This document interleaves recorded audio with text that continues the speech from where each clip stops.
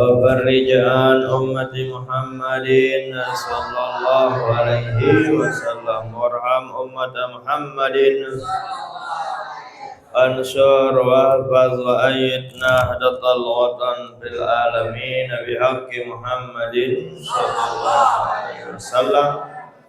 Amma ba'du, yang kita hormati, kita cintai pimpinan pondok pesantrennya. Siapa namanya? Alhamdulillah sudah hafal namanya. Apakah beliau hadir atau tidak? Hadir. Ya, para asatidz, para sesepuh, tokoh agama, tokoh masyarakat, para santri santriwati, jamaah pengajian yang dirahmati Allah Subhanahu wa ta'ala. Mudahan pada malam yang mulia ini, di tempat yang istimewa ini, kita semua mendapatkan ampunan dan kasih sayang Allah Subhanahu wa ta'ala. Bisirril Fatihah. A'udzubillahi minasyaitonir rajim. Bismillahirrahmanirrahim.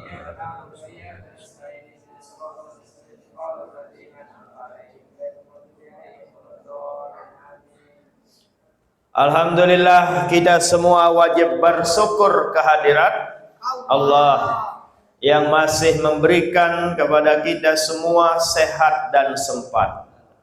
Kita semua santri-santriwati bisa hadir di tempat ini tentu atas dasar nikmat sehat yang telah dianugerahkan dan diberikan oleh Allah Subhanahu wa ta'ala.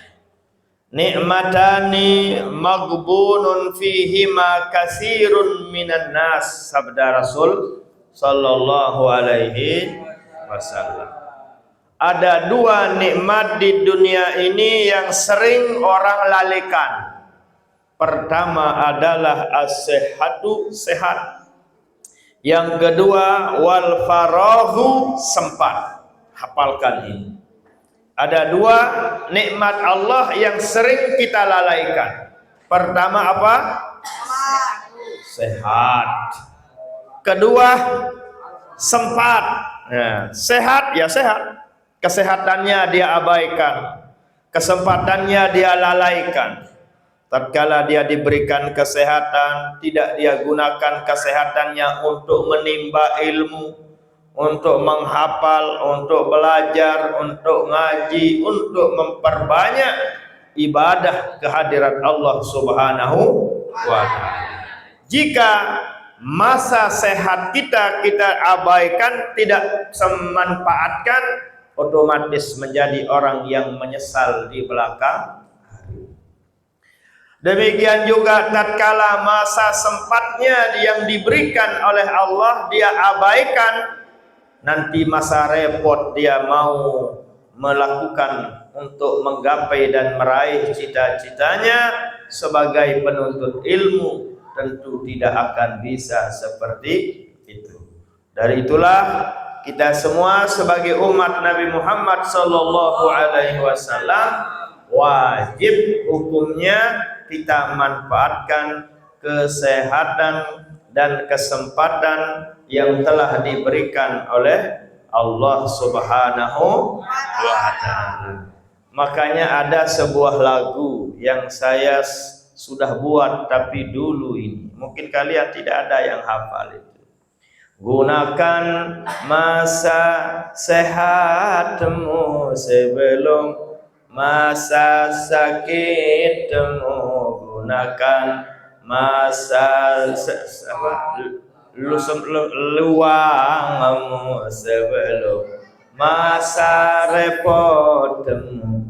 Inilah pesan nabimu, inilah pesan nabimu. Salawat salam ke nabiku, salawat salamku padamu ya Nabi. Salam alaika ya Rasul, salam alaika, salam alaika, salawatullah ala alaika ya Nabi, salam alaika ya Rasul, salam alaika ya Habib, salam alaika, salawat Allah alaika.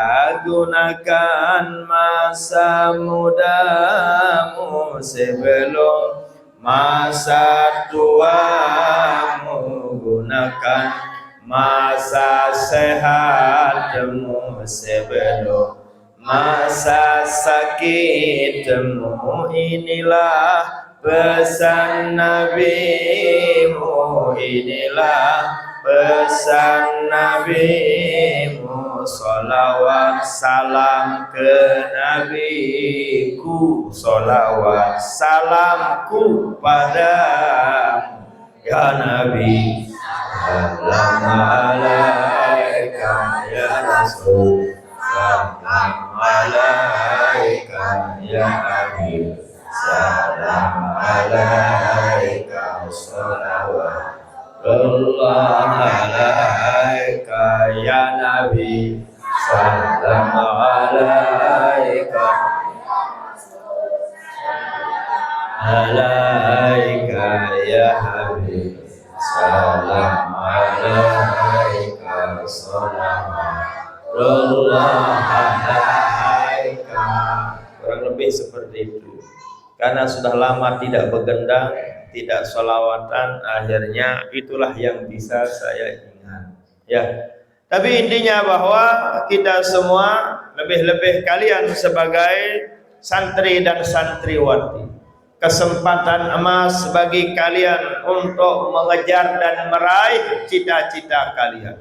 Ya, silahkan alik himmataka fawqas sura walau kana qadamaika ala saro. Artinya adalah gantungkan cita-citamu setinggi langit sekalipun kedua kakimu menginjak tanah batang. Maknanya apa? Keadaan orang tua bukan sebagai halangan untuk bercita-cita. Orang tua sebagai pemolong tidak menjadi masalah, tapi kalian punya cita-cita. Orang tua saya kulit, orang tua buruh kasar, tapi saya nantinya akan menjadi profesor. Saya nanti akan menjadi penghafal Quran. Saya nanti menjadi imam di Masjidil Haram. Silakan. Amin ya rabbal alamin. Nah, itu maknanya tadi. Jangan karena orang tuanya sederhana, orang tuanya biasa-biasa, lalu kalian punya cita-cita yang rendah. Jangan seperti itu, ya. Oh, kalau saya cukup ikuti menerus dari profesi orang tua, oh jangan seperti itu, ya. Orang tua kita awam, orang tua kita tidak bisa apa-apa, tapi tidak ada salahnya kalian punya cita-cita, ingin menjadi kiai, ingin menjadi profesor, ingin menjadi doktor, ingin menjadi dokter, ingin juga menjadi polisi. Nah, itu artinya alik himmataka fawqas sara walau kana qadamaika alas saro. Jantungkan, silahkan kalian punya cita-cita setinggi langit sekalipun kedua telapak kaki kita menginjak bumi. Berapa banyak orang hebat yang terkenal sampai saat ini, dikenal dan diakui, dicintai oleh kawan dan lawan, padahal orang tuanya tiada. Seperti siapa? Hujjatul Islam Muhammad bin Muhammad Al-Ghazali At-Tusi rahimahullah, yang kita kenal dengan Imam Al-Ghazali rahimahullah. Beliau di masa kecilnya orang tuanya sederhana, miskin, fakir miskin orang tuanya. Jangan kalian sangka Imam Ghazali bapaknya adalah pejabat, pengusaha kaya raya. Tidak, orang sederhana. Karena kesederhanaannya dan kefakiran daripada orang tua Imam Al-Ghazali rahimahullah yang namanya Muhammad, sehingga Imam Ghazali kecil diserah ke LKSA, Lembaga Kesejahteraan Anak, Sosial Anak, alias PA. Apa arti PA? Panti Asuhan. Begitu perjalanan hidupnya Imam Ghazali. Orang tuanya tidak mampu membiayai untuk makan sehari-hari. Akhirnya Imam Ghazali kecil diserahkan ke LKSA. Tapi apa jadinya adik-adik? Beliau Masya Allah tokoh reformis filosofis dunia yang namanya Imam Ghazali. Beliau bergelar Hujjatul Islam li'annahu yuhafizu salasumi'ata alfi hadisin sanadan wa matnan, menghafal 300.000 hadis sanadnya maupun matannya. Itulah sebabnya bergelar Hujjatul Islam. Tidak semua imam bisa bergelar Hujjatul Islam. Imam itu, ulama tersebut, kiai tersebut, kalau bahasa kalian, baru bisa bergelar Hujjatul Islam jika dia menghafal 300.000 hadis. Bagaimana? Anda sudah berapa puluh hadis kalian hafal? Satu, alhamdulillah. Satu dulu baru dua. Dua dulu baru tiga. Tiga dulu baru, dan seterusnya. Coba mana yang satu itu? Apa satu hadis yang Anda hafal? Yang kemarin. Faridatun ala kulli muslimin wa muslimatin. Apa artinya? Menuntut ilmu wajib bagi Islam, muslim maupun laki-laki maupun perempuan. Nah itulah satu dulu, besok tambah satu. Berapa hari sebulan? 30. 29 sampai 3. Kalau setahun berapa hari? 12. Berapa hari? 360 hari. Kalau satu hari satu hadis, berarti setahun berapa Anda hafal? 360 hadis, kan luar biasa ini. Mudah-mudahan ya. Makanya punya cita-cita yang tinggi. Al-himmatul aliyatu hiyasmullahil a'zam. Kata siapa itu? Imam Abul Hasan Az-Zazili rahimahullah. Orang yang punya cita-cita yang tinggi, insya Allah Allah subhanahu wa ta'ala akan penuhi, asalkan punya cita-cita yang tinggi.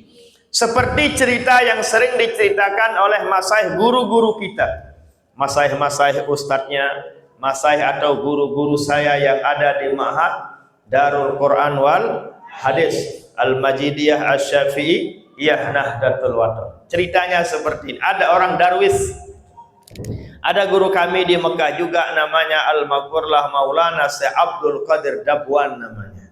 Beliau juga menceritakan saya, ada seorang darwis. Seorang darwis artinya seorang yang gembel. Tahu gembel? Ya, penampilannya acak-acakan. Bajunya, ketiaknya robek, menukan. Celananya acak-acakan, tidak pernah dicuci setahun setengah. Itulah namanya orang gembel. Bajunya baju caleg, itulah orang gembel, tidak punya seragam seperti kalian. Nah, orang gembel ini punya cita-cita yang luar biasa, ingin menikahi putri sang raja.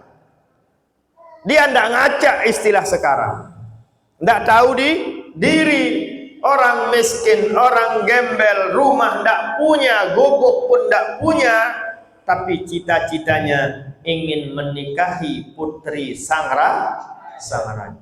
Akhirnya karena cita-citanya yang luar biasa ingin menikahi putri raja, dia selalu 24 jam standby dan menanti keluarnya paduka raja di pintu gerbang utama. Pagi, siang, malam paduka yang mulia raja tidak keluar-keluar. Besoknya demikian juga.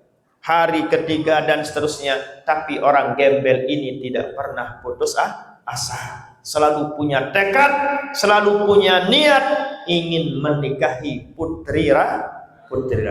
Tergambar tidak pada kalian seorang gembel pemulung mau nikahi anaknya Jokowi? Kalau istilah sekarang Tidak tergambarkan. Tapi dia ini tidak, orang ini yang gembel ini atau darwis ini tidak putus asa dia. Singkat cerita, akhirnya keluarlah pada satu hari sang raja. Di sanalah dia menyampaikan hajat tujuannya untuk menikahi putri Paduka yang mulia sang raja. Ampura, mohon maaf beribu maaf, Tuan Raja, ingin saya menikahi putri sang raja. Sang raja yang bijaksana, beliau tidak marah, tidak menendang, tidak memerintahkan pasukan untuk membuang sang darwis ini. Singkat cerita, raja ini sengaja membuat persyaratan yang sekiranya sang gembel ini tidak mungkin untuk memenuhinya dan mendapatkannya. Bagaimana ucapan sang raja? Begini aja, kalau kamu mau menikahi anakku, oke, tapi mas kawinnya adalah emas sebesar kucing, sebesar meong. Carikan emas. Kalau Anda punya emas, dapatkan emas sebesar meong atau kucing atau cat, oke, saya akan nikahkan. Besok Anda dapatkan, kembali lagi ke tempat ini. Seminggu, setahun, yang penting saya tunggu. Singkat cerita, sang gembel ini, Masya Allah, sepanjang jalan dia selalu mohon kepada Allah Subhanahu wa Ta'ala agar hajatnya, agar maksudnya dikabulkan oleh Allah. Apa doa kalian agar kalian maksud tujuan cita-citanya dikabulkan oleh Allah? Apa yang Anda bisa, yang kalian biasa baca? Apa? Ya Rabbi bil Mustafa, hafal? Ayo 1, 2, 3. Ya Rabbi bil Mustafa baligh maqasidana waghfir lana dzambana ya wasi'al karami ya Rabbi bil Mustafa baligh maqasidana waghfir lana dzambana ya wasi'al. Sepanjang jalan sampailah sang gembel ini di lautan, di segara kalau bahasa Lombok, ya. Sepanjang jalan berapa kilo yang tidak pernah diceritakan, berapa jarak yang dia tempuh, sang gembel ini itu saja permohonannya kepada Allah, baligh maqasidana, sampaikanlah maksud dan tujuan kami ya Allah. Maksud dan tujuan kami, Engkau maha mengetahui, maha memahami ya Allah apa yang kami inginkan. Keinginannya adalah ingin mencari emas sebesar kucing. Terus alhasil nyampenya di lautan, apa yang beliau lakukan? Dia ingin, punya tekad, punya niat agar air lautan menjadi kering, supaya kelihatan emas permata yang ada di dasar lautan. Terus pagi siang malam tidak ada perasaan putus asanya, selalu mengharap kepada kemurahan dan keagungan beserta kekuasaan Allah. Semangat dia ingin mengeringkan air lautan. Apa yang terjadi adik-adik? Yang terjadi pada satu hari, datanglah ikan yang paling besar yang ada di lautan. Apa nama ikan paling besar? Paus atau haus? Paus. Ya. Datanglah ikan paus ini menyapa dia, sang gembel ini, gembel, mohon gembel, mohon maaf gembel, apa yang engkau inginkan? Silahkan, lapor ke saya Paduka Gembel. Apa keinginanmu? Mau permata, mau Mercedes, mau apa saja, silahkan. Asalkan jangan engkau keringkan air lautan ini. Kalau engkau, hai gembel, keringkan air laut, kemana kami akan bisa hidup? Akhirnya di sanalah gembel sampaikan keinginan dan cita-citanya. Keinginan saya satu semeton katanya. Apa itu? Carikan saya emas sebesar meong, sebesar kucing. Alhasil diberikan, dicarikan oleh sang hiu dan diberikanlah kepada sang gembel dengan persyaratan apa? jangan lagi dia punya tekad, niat untuk mengeringkan air laut, diberikan dia. Nah, inilah namanya tekad. Itulah namanya al-himmatul aliyah, hiyasmullahil a'zam, ya iza du'iya bihistajab. Itulah namanya cita-cita yang tinggi. Orang kalian yang punya cita-cita yang tinggi, insya Allah Allah Subhanahu wa Ta'ala akan penuhi. Contohnya sang gembel ini yang punya tekad niat menikahi putri sang raja, tapi persyaratannya adalah harus maharnya, mas kawinnya emas sebesar kucing alias meong. Alhamdulillah dia dapatkan di lautan. Nah, tatkala dia dapatkan, langsung dia haturkan kepada paduka raja. Bernasiblah dia menikahi siapa? Putri sang raja. Garis poin dari yang kita garis bawahi, kita pahami dari cerita ini, orang gembel, para pemulung kalau istilah sekarang, masya Allah, tabarakallah, cita-citanya dapat dia raih karena keinginannya yang luar biasa. Nah, demikian juga dengan kalian, bahwa sebagai pelajaran daripada Imam Al-Ghazali rahimahullah, orang tuanya Imam Ghazali sederhana, bukan kaya raya, bukan orang hebat, bukan orang pejabat, tapi punya anak yang namanya Muhammad bin Muhammad Al-Ghazali At-Tusi rahimahullah. Beliau punya anak. Siapa yang tidak kenal Imam Ghazali? Tidak ada yang tidak kenal beliau. Ternyata dalam sejarah perjuangan hidup beliau dalam menuntut ilmu dalam keadaan susah payah, tapi alhamdulillah wa syukurillah, ya, bi'aunillah wa qudratillah wa iradatillah, beliau menjadi hujjatul Islam. Ini contohnya adik-adik, ya. Demikian juga imam-imam yang lain seperti Imam Al-Bukhari rahimahullah, beliau juga seorang anak yatim. Oke lah, Nabi besar kita Nabi Muhammad Sallallahu Alaihi Wasallam. Beliau kan seorang yatim piatu, lahir ke dunia, ibunya sudah bapaknya Abdullah sudah meninggal dunia. Siapa nama bapaknya Rasul? Siapa nama pamannya? Siapa nama istrinya? Aisyah atau Khadijah? Dua-duanya. Abdullah nama Aminah ibundanya, Talib kakeknya, Abu Talib pamannya, Khadijah istri setia, Fatimah putri tercinta, semua bernasab mulia dari Quraisy ternama. Inilah kisah sang Rasul yang penuh suka duka. Inilah kisah sang Rasul yang penuh suka duka, yang penuh suka duka, yang penuh suka duka. Rohatil adiyanu tasku il-maulidi Qurnuri yabdu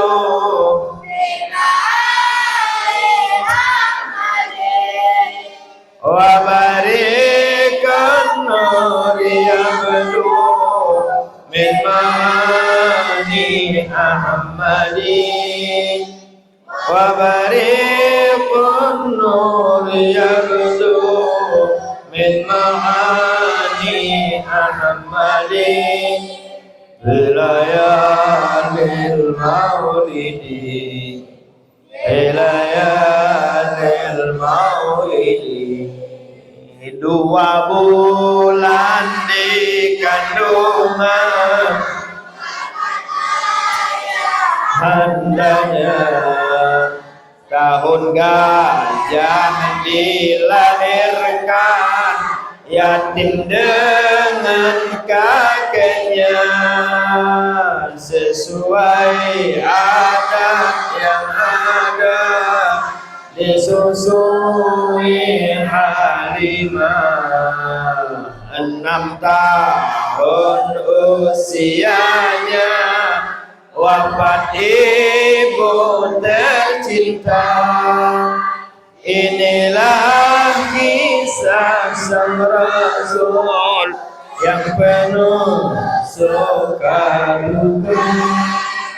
Inilah kisah sang Rasul yang penuh suka duka, yang penuh suka duka, yang penuh suka. 2 bulan di kandungan, siapa yang meninggal dunia? Bapaknya, ayahnya Abdul. 6 tahun usia Rasul sallallahu alaihi wasallam, siapa yang meninggal dunia? Ibunya. Masya Allah, tabarakallah, yatim piatu Rasul sallallahu alaihi wasallam. Tapi sekalipun demikian, dalam perjalanan hidupnya baru 2 bulan bapaknya meninggal, usia 6 tahun ibunya meninggal, yatim piatu Rasul sallallahu alaihi wasallam. Tapi beliau menjadi Sayyidul Anbiya wal Mursalin, penghulu, pimpinan, raja daripada semua nabi dan semua rasul. Semua nabi, semua rasul dari Adam alaihissalam sampai Ibrahim Ismail, semuanya menjadi pimpinannya adalah Nabi besar kita Nabi Muhammad sallallahu alaihi wasallam, yang di masa kecilnya dalam keadaan yatim piatu. Makanya bagi kalian, sekalipun orang tua tiada, sekalipun mama tiada, sekalipun keadaan orang tua sederhana, bukan halangan bagi kalian untuk punya cita-cita yang mulia dan istimewa. Itulah hikmah, itulah yang faedah yang bisa kita ambil dari sejarah lahirnya, maulidnya Nabi besar kita Nabi Muhammad sallallahu alaihi wasallam. Sering kalian disampaikan hadis oleh ustadz-ustadz kalian, man arada dunya fa alaihi bil ilmi wa man arada al akhirata fa alaihi bil ilmi wa man aradahuma fa alaihi bil ilmi. Siapa yang ingin hebat di dunia, silahkan raihlah dengan ilmu. Man arada dunia, siapa yang menginginkan dunia, Mercedes dunia atau akhirat? Dunia. Ayam geprek dunia atau akhirat? Dunia. Kan begitu. HP iPhone dunia atau akhirat? Dunia. Emas, apalagi permata, HP dan lain sebagainya, semuanya adalah dunia. Inginkah kalian punya iPhone? Inginkah kalian punya uang? Semua orang di dunia ingin dunia. Maka siapapun yang menginginkan dunia, raihlah dunia bil ilmi, dengan cara punya ilmu dunia. Kan seperti itu. Wa man aradal akhirata, demikian juga siapa yang menginginkan akhirat. Salat dunia atau akhirat? Akhirat. Baca Quran dunia atau akhirat? Baca hizib dunia atau akhirat? Kalian sudah tahu. Maka raihlah semuanya dengan apa? Dengan ilmu. Demikian juga waman aradahuma, siapa yang menginginkan dunia dan akhirat, maka raihlah dengan ilmu pengetahuan. Wajar kita, wajar orang tua kita orangnya sederhana karena ilmu dia tidak miliki. Coba lihat Pak Jokowi, Masya Allah. Sudah lihat Jokowi? Bagaimana bodinya Jokowi? Langsing body Jokowi itu ya. Ya, sederhana Pak Jokowi, tapi Masya Allah bisa memimpin Indonesia 2 periode. Kenapa? Karena punya ilmu dia. Siapa lagi? Coba sebut siapa lagi? Messi, sudah lihat Messi? Laki atau wanita namanya Messi? Masya Allah, tabarakallah, luar biasa Messi ini ya. Kenapa dia bisa meraih dunia? Masya Allah, sekali dia gol mungkin dibayar 1 miliar dia.